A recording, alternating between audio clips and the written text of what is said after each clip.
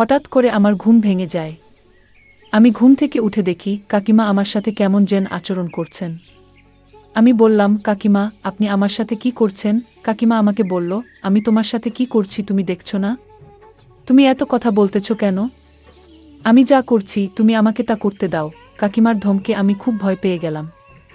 আমি বললাম, আচ্ছা ঠিক আছে কাকিমা, তোমার যা মন চায় তা কর। তারপর হঠাৎ করে কাকিমা যেন একটু উন্মাদ হয়ে গেল। উন্মাদ হয়ে কাকিমা এই ঝড় বৃষ্টির রাতে আমার সাথে যা করল তা শুনলে বন্ধুরা, তোমাদের মাথা গরম হয়ে যাবে। বন্ধুরা, গল্পটি অনেক অনেক ইন্টারেস্টিং। আশা করি গল্পটি শুনিয়ে তোমরা অনেক মজা পাবে। বন্ধুরা, তোমাদের আমার ছোট্ট একটি অনুরোধ, তোমরা দয়া করে আমার চ্যানেলটিকে সাবস্ক্রাইব করে আমাকে সাপোর্ট করবা। হ্যালো বন্ধুরা, আমি ফারদিন। এটা আমার ছদ্মনাম। বর্তমানে আমার বয়স 25 বছর। আজকে আমি তোমাদের মধ্যে যে গল্পটি বলবো, তখন আমার বয়স ছিল 13 কিংবা 14 বছর। আমার কাকা ছিলেন একজন ছোটখাটো ব্যবসায়ী। মাঝে মধ্যেই কাকা যখন ব্যবসার কাজে বিভিন্ন জায়গা চলে যেতেন, তখন 3 দিন, 4 দিন, এমনকি 1 সপ্তাহ পর্যন্ত বাড়ির বাইরে থাকতেন। যখনই কাকা বাড়িতে থাকতেন না, তখনই কাকিমাদের বাড়িতে আমাকে থাকতে হতো। কারণ এক হচ্ছে কাকিমার বিয়ে হয়েছে মাত্র বছর 2 কাকিমার এখনও কোনো সন্তানাদি হয়নি। আর 2 হচ্ছে কাকিমা একলা একলা থাকতে অনেক ভয় পেতেন। কাকা যখন ব্যবসার কাজে বিভিন্ন জায়গা চলে যেতেন এবং বাড়িতে আসতে পারতেন না, তখন কাকিমা একলা একলা রাতে থাকতে পারতেন না। তিনি খুব ভয় পেতেন। আমাদের বাড়িটা খুব নির্জন ছিল। আমাদের বাড়িতে আর কোনো ছেলে মেয়ে ছিল না। আমার কাকা তো সবে মাত্র কিছুদিন হলো বিয়ে করেছেন। আর আমি আমার বাবার একমাত্র সন্তান। আমাদের কোনো ভাই বোন ছিল না। আমাদের বাপ চাচা মিলে মোট 2 জন, আমার আব্বু এবং আমার কাকা। অর্থাৎ এক কথায় বলতে গেলে এই বাড়িতে 14-15 বছরের ছেলে যদি থাকে, তাহলে শুধুমাত্র আমি। রাতে কাকিমা যখন একা একা বাড়িতে থাকতেন, তখন কাকাই আমাকে বলতেন, তোর কাকিমা একা একা থাকলে সে অনেক ভয় পায়। বাড়িতে তো আমাদের অন্য কোনো মানুষ নাই। তুই আমাদের ভাইয়ের ছেলে হলে কি আর আমার ছেলে হলে কি? তুই তো আমাদের একমাত্র ছেলে। তুই তো জানিস আমি একটা ছোটখাটো ব্যবসা করি। আমাকে মাঝে মধ্যেই ব্যবসার কাজে বাইরে থাকতে হয়। যখন আমি বাইরে থাকি তখন তুই আমাদের বাসায় থাকবে। কারণ তোর কাকিমা রাত্রিবেলায় একা একা থাকতে পারে না। আর তাছাড়াও তোর কাকিমা প্রেসারের রোগী। আমি যখন বাড়িতে থাকব না, তখন তুই আমাদের বাসায় গেস্ট রুমে থাকবে। আর তোর কাকিমার কাছ থেকে টাকা নিয়ে যা বাজার সদাই লাগে সব কিছু করে দেবে। আর তোর কাকিমার দেখাশোনা করবে। আমি বললাম, ঠিক আছে কাকা, কাকিমার যা যা বাজার লাগে সব কিছু আমি করে দেব। এ নিয়ে তুমি কোনো চিন্তা করো না। তারপর থেকেই বন্ধুরা, কাকা যখন বাড়িতে থাকতো না, তখন কাকাদের এখানে আমাকে থাকতে হতো। কাকিমা যে রুমে থাকতো ঠিক পাশের রুমেই আমি থাকতাম। কিন্তু আমি যখনই কাকাদের রুমে যেতাম, অর্থাৎ কাকার এখানে রাতে থাকতে যেতাম, তখনই কাকিমা আমাকে ডেকে নিয়ে যেত তার রুমে এবং আমাকে নিয়ে গল্প করত। অনেকক্ষণ টিভি দেখত। আমার কাকিমা ইন্টারমিডিয়েট পর্যন্ত পড়ালেখা করেছে। আর এদিকে আমি ক্লাস 8-এ পড়তাম। মাঝে মধ্যে কাকিমা আমাকে পড়াতো বটে, তবে বেশিরভাগ সময় কাকিমা আমাকে নিয়ে গল্প করত এবং বিভিন্ন রোমান্টিক মুভি দেখত। একদিন আমি কাকাদের এখানে থাকতে গেলে কাকিমা আমাকে বলল, বাবা ফারদিন, আজকে তুমি আমার এখানে থাকবে। বাইরে যে ঝড় বৃষ্টি আর বজ্রপাত হচ্ছে, তাতে আমি খুব ভয় পাচ্ছি। আমি বললাম, কাকিমা, সমস্যা কি? বাইরে বজ্রপাত থাকলেও তো সমস্যা নাই, চতুর্দিকে তো বিল্ডিং, আপনার কোনো ভয় নাই। তারপরও কাকিমা বলল, বাবা ফারদিন, তোমাকে আমি যা বলছি তুমি তাই করো। আমার আজকে খুব একটা ভালো লাগছে না। তুমি আজকে আমার পাশে থাকবা, তা না হলে আমার খুব খারাপ লাগবে। আমি বললাম, আচ্ছা ঠিক আছে কাকিমা, তোমার যেহেতু খারাপ লাগছে তাহলে তো নিশ্চয়ই তোমার পাশে আমাকে থাকতে হবে। কিছুক্ষণ পর কাকিমা আমাকে বলল, বাবা ফারদিন, অনেকদিন ধরে তোমার সাথে আমার গল্পগুজব আড্ডাবাজি হয়নি। আচ্ছা, আজকে তোমাকে নিয়ে আমি অনেক আড্ডা দেব। আমি বললাম, কাকিমা, আমি খুব একটা বেশি আড্ডা দিতে পছন্দ করি না। তারপর কাকিমা আমাকে বলল, আজকে আমার সাথে তোমাকে আড্ডা দিতেই হবে। কাকিমার অনেক জোড়াজুড়িতে আমি আড্ডা দিতে রাজি হয়ে গেলাম। তারপর আমি বললাম, কাকিমা, আমি তোমার সাথে আড্ডা দিতে রাজি আছি, কিন্তু আমার একটা শর্ত আছে। কাকিমা আমাকে বলছে, বাবা ফারদিন, কি শর্ত তোমার? আমি বললাম, কাকিমা, আমার আব্বুকে আমি অনেক দিন ধরে বলছি আমাকে একটা মোবাইল কিনে দিতে, কিন্তু আমার আব্বু আমাকে কোনো মোবাইল কিনে দেয় না। কাকিমা, তোমার সাথে আমি সারা রাত ধরে আড্ডা দেব, তুমি যতক্ষণ মন চায় ততক্ষণ আড্ডা দেব, কিন্তু তোমাকে আমাকে একটি মোবাইল কিনে দিতে হবে। আমার কথা শুনে কাকিমা হাহা করে একটা হাসি দিল। আমি বললাম, কাকিমা তুমি হাসলে কেন? তারপর কাকিমা আমাকে বলছে, আরে ফারদিন, এটা কোনো ব্যাপার হলো? তোকে আমি কালকে একটা মোবাইল কিনে দেব, কিন্তু আমারও একটা শর্ত আছে। যদি আমার শর্তটা তুই মানতে পারিস, আমি তোকে মোবাইল কিনে দেব। আমি বললাম, কাকিমা তোমার আবার কিসের শর্ত?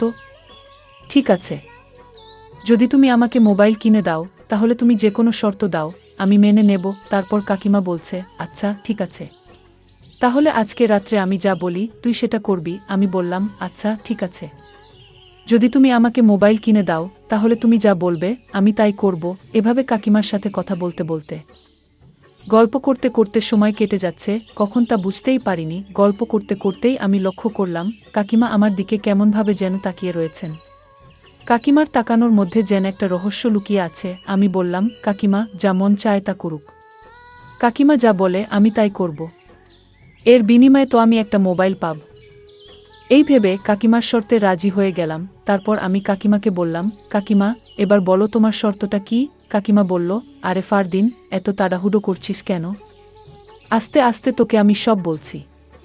আমার যে কি শর্ত তা তুই রাত হলেই বুঝবি। এবার চলো আমরা শুয়ে পড়ি। আর এদিকে বাইরে প্রচুর ঝড় বৃষ্টি হচ্ছে।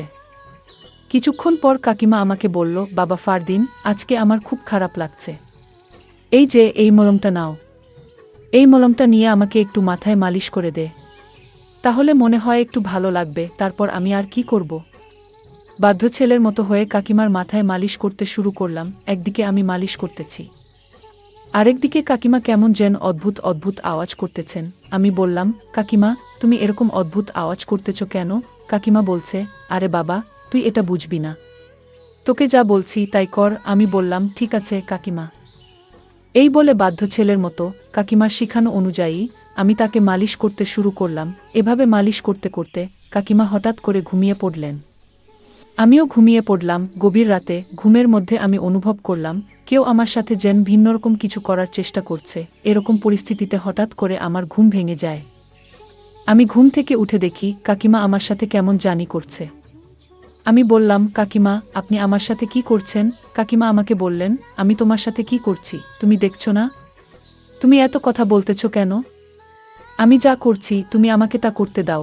কাকিমার ধমকে আমি খুব ভয় পেয়ে গেলাম। আমি বললাম, আচ্ছা ঠিক আছে কাকিমা, তোমার যা মন চায় তা কর। তারপর হঠাৎ করে কাকিমা যেন একটু উন্মাদ হয়ে গেলেন। উন্মাদ হয়ে কাকিমা এই ঝড় বৃষ্টির রাতে আমাকে তার সাথে মিলাতে বললেন। অর্থাৎ সে যা যা আমাকে বললেন আমি তাই যেন করতে লাগলাম। কারণ আমি যদি কাকিমার কথা না শুনি, তাহলে তো কালকে কাকিমা আমাকে মোবাইল কিনে দেবেন না। একটা মোবাইলের আশায় কাকিমা যা বলছেন আমাকে তাই করতে হলো। তারপর কাকিমা আমার সাথে এমন কিছু করতে লাগলেন যার ফলে আমার অবস্থা খুব খারাপ হয়ে যেতে লাগলো। তখন আমি কাকিমাকে বললাম, কাকিমা তুমি আমাকে যে কাজ করার ইঙ্গিত দিচ্ছ সেটা করা কি ঠিক হবে? কাকা জানতে পারলে মনে কষ্ট পাবেন। তখন কাকিমা আমাকে বললেন, ফারদিন তোমার কি মোবাইল লাগবে না? আমি বললাম, হ্যাঁ কাকিমা লাগবে। তোমার যদি মোবাইল লাগে তাহলে তোমাকে আমার সাথে আজকে একটা কিছু করতে হবে, তাহলেই কেবল তুমি মোবাইল পাবে। তারপর কাকিমা আমার সাথে এমন কিছু করলেন যা আমার মুখে ভাষায় প্রকাশ করা অসম্ভব। আমিও তখন নিয়ন্ত্রণ হারিয়ে যা করার তাই করলাম। তারপর কাকিমার ইচ্ছামতো আমার সাথে অনেকক্ষণ বিনোদন করলেন। একটা পর্যায়ে তিনি ক্লান্ত হয়ে গেলেন। তারপর আমি কাকিমাকে বিনয়ের সাথে বললাম, কাকিমা কাকার সাথে কখনো এরকম কিছু বলবেন না, আপনাকে অনুরোধ করলাম। কাকা জানতে পারলে আমাকে মেরে ফেলবে। তখন কাকিমা বললেন, আরে পাগল, তুমি এই বিষয় নিয়ে কোনো চিন্তা করো না। তুমি তো আমার কথায় থাকছো তাই না? তোমার কাকা জানবে কি করে? এখানে তুমি আর আমি ছাড়া তো কেউ নেই। ফারদিন তুমি অনেক সুন্দর, তোমাকে আমার অনেক পছন্দ, তুমি কিউট একটা ছেলে। তোমাকে আমি অনেক ভালোবাসি, কিন্তু আমি তোমাকে কখনো বলতে পারিনি। তোমাকে নিয়ে বিনোদন করা আমার অনেক দিনের শখ। আজকে তুমি আমার ইচ্ছা পূরণ করছো। ঠিক আছে ফারদিন বন্ধুরা, তারপর আমি আর কি করব? আমিও তো একজন মানুষ, আমারও তো কিছু না কিছু আছে।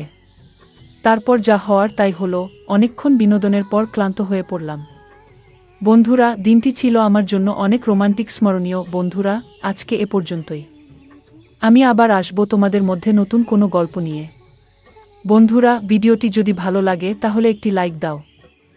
বন্ধুরা, এরকম ধরনের ইন্টারেস্টিং ভিডিও পেতে তোমরা অবশ্যই আমার চ্যানেলটিকে সাবস্ক্রাইব করে আমাকে সাপোর্ট করবে। পরিশেষে তোমাদের সকলের নেক হায়াত কামনা করি। ভিডিওটি দেখার জন্য তোমাদের সকলকে অসংখ্য ধন্যবাদ।